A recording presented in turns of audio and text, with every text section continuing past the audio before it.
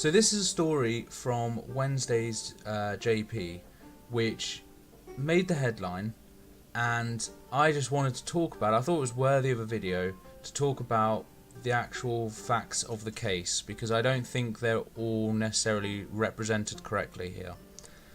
Now, I understand that a paper's job is to sell papers, and so every story's got to have a bit of drama and controversy, but I think we need to be realistic about it. So the story is about the woman who woke up to find a man sitting in her bedroom. Okay, so this is an 81-year-old widow. She woke up in the early hours of the morning and found a man sitting at the end of her bed in a chair in her bedroom. She asked the guy what he was doing in her house, and he explained that he was looking for his friend, and he thought he was in his friend's house or something of that nature. And it's worth mentioning at this point that this man was extremely drunk. Okay, she very bravely suggested to him that they go downstairs, have a look in the phone book, try and find out who his friends were and where they lived, and she could then point him in the right direction. So they went downstairs, they had a look in the phone book, they, for whatever reason they couldn't find the correct address, and she said, why don't we go across the road to my neighbour's house, she's very familiar with the area and who lives around here, she'll be able to point you in the right direction. So they did that, and as he walked out of the house, she just slammed the door behind him, locked it, locked all the other doors and windows, all that sort of thing, and called the police.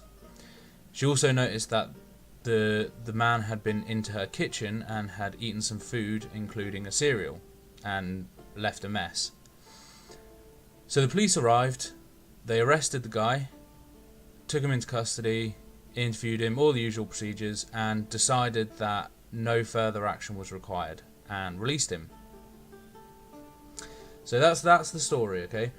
Now, the widow's sister was asked about how she felt about the police not taking any further action, and this is what she had to say. Quote, "The fact that this man has trespassed, has gone uninvited into her home, helped himself to food, and worst of all, frightened an 81-year-old woman half to death, was in their eyes not worthy of any action. What is wrong with Jersey police?" End quote. So I can completely understand being upset that you feel this man has intruded in your private home, in your private life, in the middle of the night, scared the crap out of you, no doubt, and no police action is being taken other than that of arresting him in the first place. However, to say what's wrong with Jersey police and to say in their eyes not worthy is incorrect, because the Jersey police don't decide the law. They don't decide what's wrong and right. They just enforce the law. It's the government that make the law, and the government are the representatives of the people. And we are, in effect, we make the law. And if you're not happy with the law, then it's up to you to start the process of trying to get it changed, right? So I think we should actually be quite happy here that the police have stuck to the letter of the law, because that's what they're supposed to do. If they weren't doing that, then there would be questions. So what is the letter of the law? Well, first of all, having said that this man was trespassing in her house, there isn't a trespass law in Jersey. You cannot trespass anywhere in Jersey. It's just not a law that exists.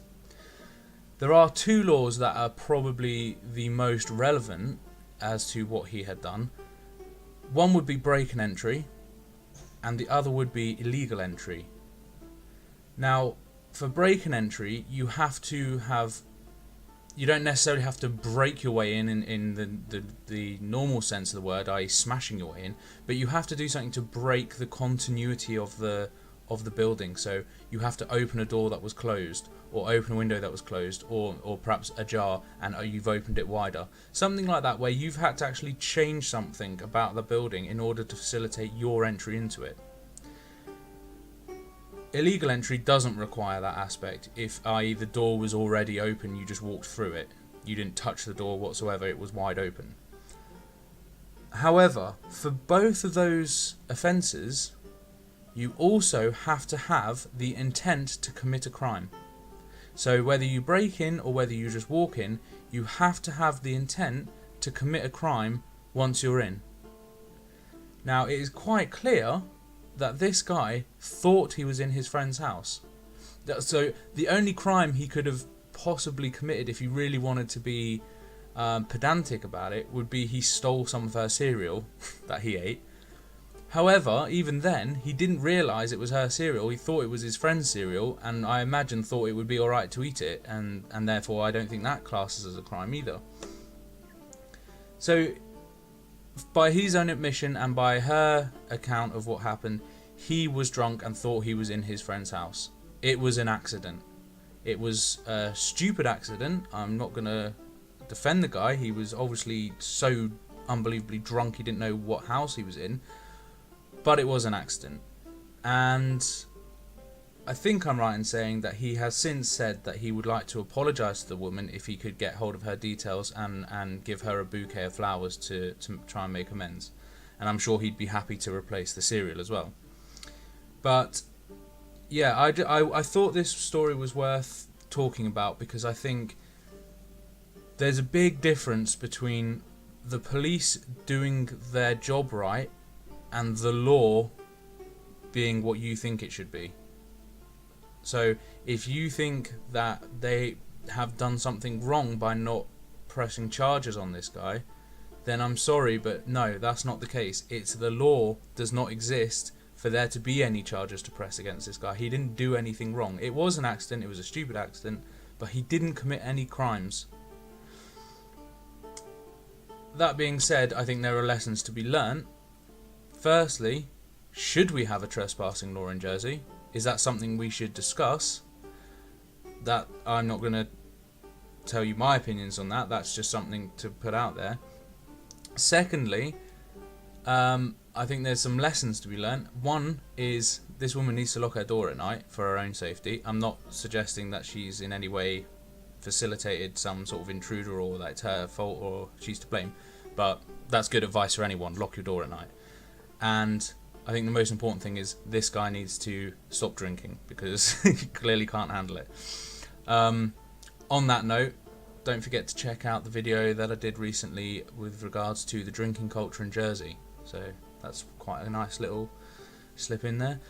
So that's it from me really. Just wanted to bring that up. I would welcome your thoughts and your comments as always. Give me any feedback. And don't forget to like, share, subscribe, Facebook, Twitter, all that lovely stuff. And thanks for watching, guys.